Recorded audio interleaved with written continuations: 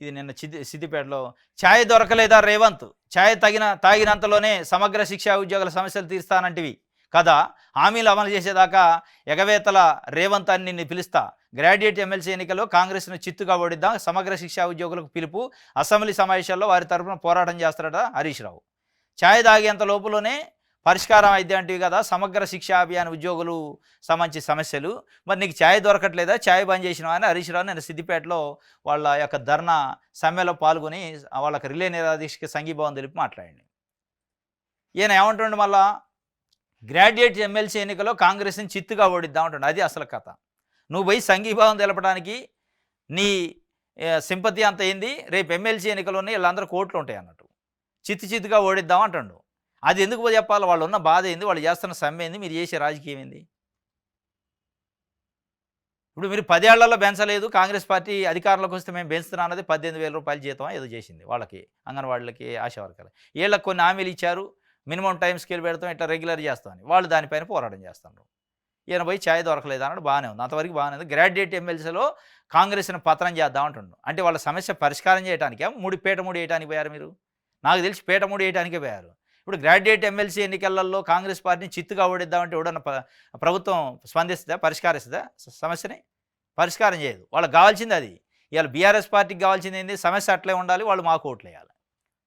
సమస్య పరిష్కారం కావాలని నిజంగానే ఉంటే వాళ్ళపైన సింపతి ఉంటే ఆడికి పోయి నువ్వు గ్రాడ్యుయేట్ ఎమ్మెల్సీ ఎన్నికల గురించి మాట్లాడిన వెంటనే దాని అర్థం ఇది దాదాపు 10వ తారీఖు నుంచి ఏమో సమగ్ర శిక్షా అభియానం, కేజీబీ సంబంధించి టీచర్సు, సిఆర్పీలు వీళ్ళంతా దాదాపు 19,000 మంది అయ్యాం.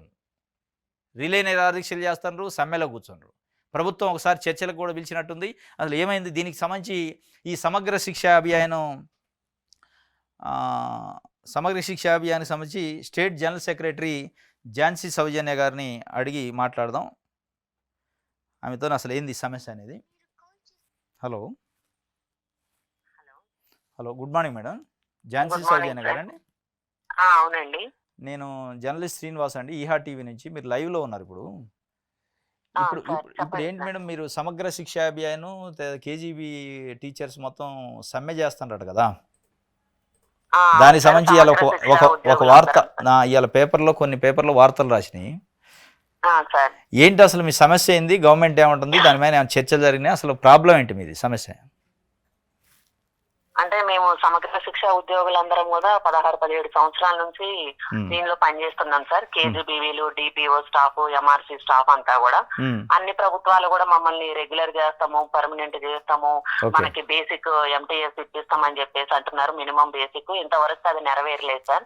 గత ప్రభుత్వాలు కూడా అలాగే అన్నాయి, నెరవేర్చలేదు. అందుకని అసెంబ్లీ ఎలక్షన్స్ ముందు మనము నిరవధిక దీక్షలు చేయటం జరిగింది సార్.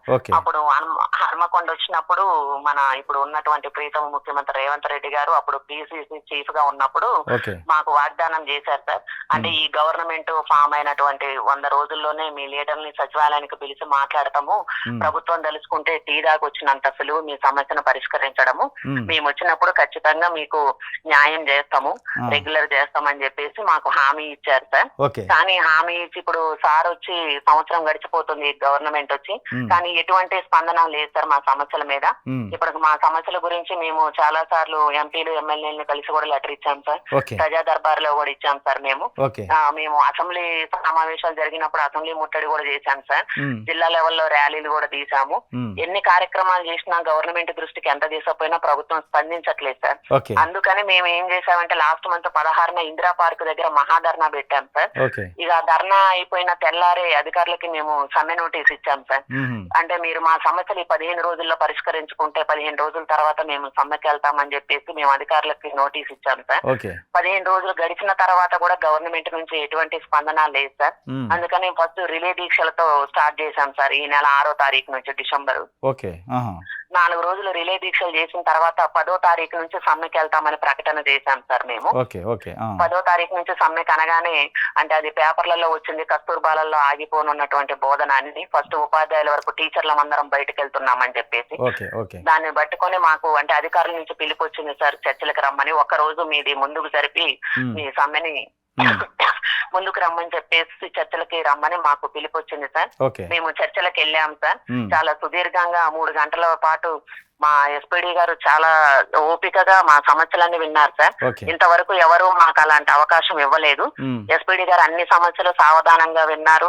మాకు నాన్ ఫైనాన్షియల్ అంటే సార్ పరిధిలో ఉన్నంత వరకు ఓకే. మాకు సిఎల్ సిస్టమ్ అని చెప్పేసి అన్నారు. ఈ స్పెషల్ ఆఫీసర్స్ కి అదనంగా ఇచ్చినటువంటి మోడల్ స్కూల్ బాధ్యతలు కూడా ఇప్పుడు విద్యా వ్యవస్థ కొంచెం దెబ్బతింటది కాబట్టి ఏప్రిల్ మే నెలల్లో మనకప్పుడు ఆ ఇన్ఛార్జ్ కూడా తీసేస్తామని చెప్పారు సార్. సిఆర్పీలకు కూడా హామీ ఇచ్చారు సార్, హామీ ఇచ్చారు. సిఆర్పీలకు కూడా ట్రావెలింగ్ అలవెన్స్ సిస్టమ్ అన్నారు సార్. పీటీఐలకు అంటే మీకు ప్రధానమైన demand MTS minimum time scale చేయాలి. మినిమం టైం స్కేల్ అది ప్రధానం. టైం స్కేల్ అది ప్రధానం. ఎంతమంది ఉన్నారు మేడం? మొత్తం మీరు 19,000 మంది కేజీబీ మీరు కలిసి 19,360 మంది వరకు ఉంటాం సార్. ఓకే. ఇప్పుడు నరసింహారెడ్డి గారు కూడా చర్చలు జరిపినట్టుగా ఎడ్యుకేషన్ కమిషనరు చర్చలు జరిపారు సార్ మాతో. ఏమైంది అసలు? అవుట్పుట్ ఏంది? ఇక అవుట్పుట్ అంటే సార్ మిగతా వాటన్నిటికీ ఓకే చెప్పారు సార్, చాలా ఫేవర్ గా ఉన్నారు.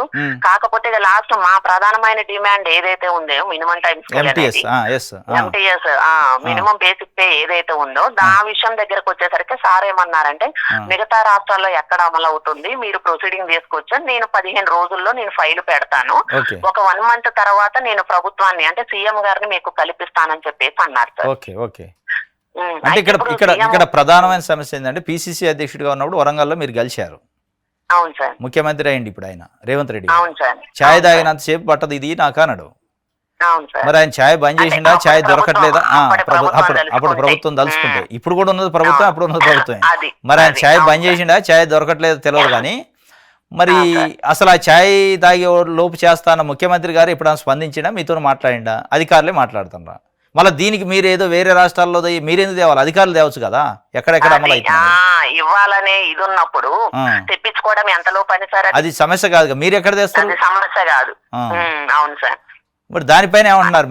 మేము తేటమే సార్, గవర్నమెంట్ టు గవర్నమెంట్ తెప్పించుకోవచ్చు కదా వాళ్ళు నిజంగానే కమిట్మెంట్ ఉంటే.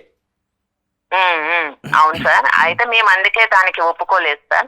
అసలైన మా ప్రధానమైన డిమాండ్ అయినటువంటి మినిమం పే స్కేల్ మీద హామీ లేకుండా ఇప్పుడు అంటే మేమే కదా గవర్నమెంట్ తరఫున మీతో మాట్లాడుతున్నాం కదా అని చెప్పేసి అంటే ఇప్పుడు సీఎం హోదాలో ఉండి లాస్ట్ టైం ప్రకటన చేసిన వాళ్ళే ఇంతవరకు మాట నిలబెట్టుకున్నది లేదు. మీ దృష్టికి కూడా మేము చాలా సార్లు తెచ్చాం సార్, మీరు ప్రభుత్వ అధికారి, మీరేమన్నారంటే ఇది పాలసీ మ్యాటర్, గవర్నమెంట్ నిర్ణయం తీసుకోవాలని అన్నారు.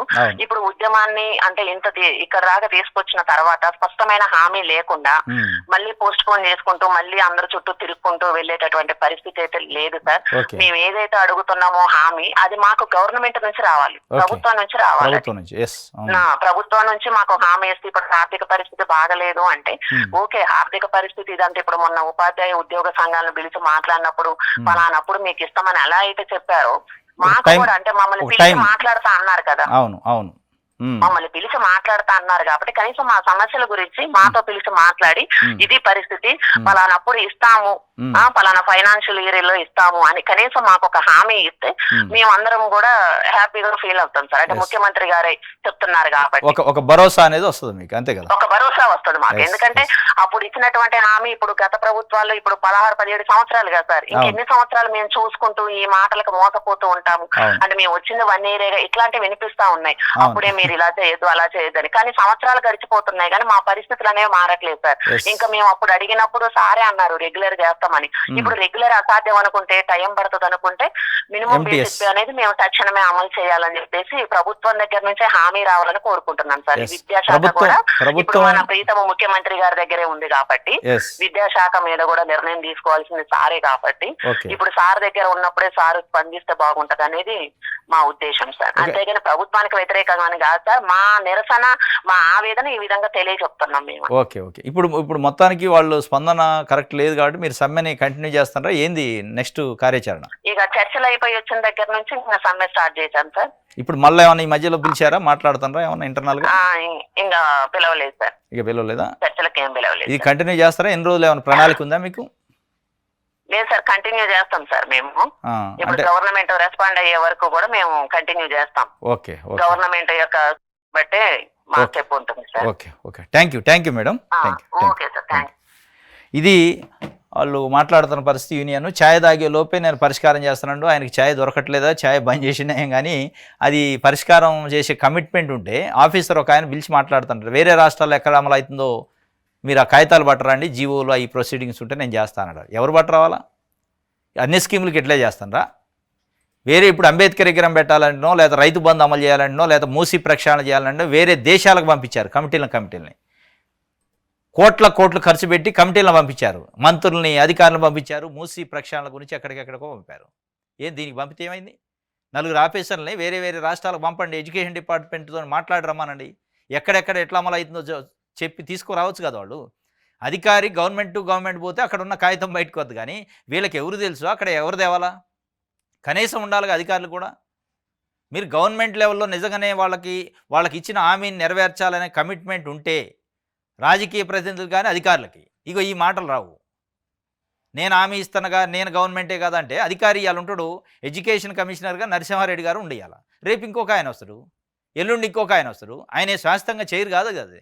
ఏదైనా గవర్నమెంట్ టు గవర్నమెంట్ ఉండాలి. గవర్నమెంట్ ఏదైనా నోటు ఇవ్వాలి, అధికారికంగా వాళ్ళకి ఒక హామీ ఇవ్వాలి, ఇగో ఈ సంవత్సరం కాలం ఈ నెల కాలం చేస్తాం, అదన్నా అడుగుతున్నారు వాళ్ళు. పాపం ఇప్పటికిప్పుడు చేయకపోయినా పర్లేదు, మాకు ఒక డేట్, ఒక టైం బౌండ్ చెప్పండి, నెక్స్ట్ ఇయర్ చేస్తాం, ఆ నెక్స్ట్ ఇయర్ చేస్తాం, ఏదన్నా ఒకటి మాకు హామీ ఇవ్వండి. మినిమం టైం స్కేల్ అడుగుతున్నారు పాపం వాళ్ళు, రెగ్యులర్ కూడా అడగట్లే. రెగ్యులర్ సాధ్యం కాదంటే మినిమం టైం స్కేల్ అని ఇవ్వండి మాకు అని కూడా. అంత మరి ఒక మెట్టు దిగాక కూడా వాళ్ళని కనీసం పట్టుకోలేని పరిస్థితుల్లో ఉంటే మరి ప్రభుత్వానికి కమిట్మెంట్ ఉన్నట్ట లేనట్ట అనేది దాన్ని బట్టి అర్థమవుతుంది.